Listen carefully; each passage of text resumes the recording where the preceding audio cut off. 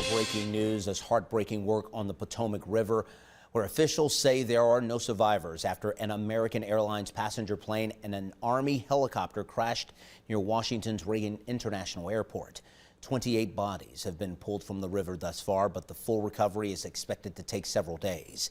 President Donald Trump offering condolences to the families of the victims of the crash, which included several athletes, coaches, and family members returning from the U.S. Figure Skating Championships. Members of the Skating Club of Boston confirmed among the 64 on board that passenger jet.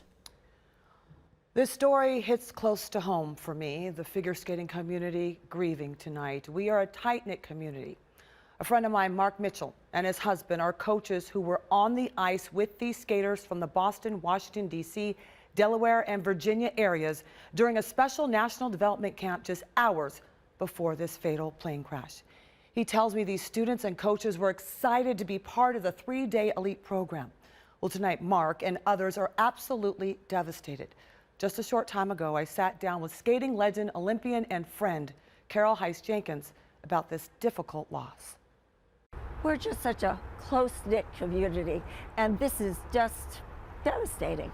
Olympic gold medalist and friend Carol Heiss-Jenkins having a tough time dealing with the horrible news rocking the figure skating community. Carol knew the husband and wife coaching couple Evgenia Shishkova and Vadim Numov. They were among the more than 60 people on board the American Airlines plane, now leaving their son, a figure skater, without his parents. I don't know how he can get himself together and get ready to go to this competition. Well, they were wonderful. They excellent coaches, and they have so many good skaters because they came from Russia, St. Petersburg, and it's just an awful thing. Carol, who captured the 1960 Olympic gold medal, along with silver medal at the 1956 Olympics and several world championships, says Wednesday's crash is a horrible reminder of friends and teammates she lost nearly 64 years ago, when 18 members of the U.S. national team and 16 family members died when their plane crashed in Brussels. The horrific memories still with her. Here we are. We have to go through this again. You know, future of our sport. These are young skaters that are very talented. Carol says now the figure skating community will do what they know best, lean on others to get through yet more tough days. She says her prayers are with all the victims of this tragedy. We want to give you strength.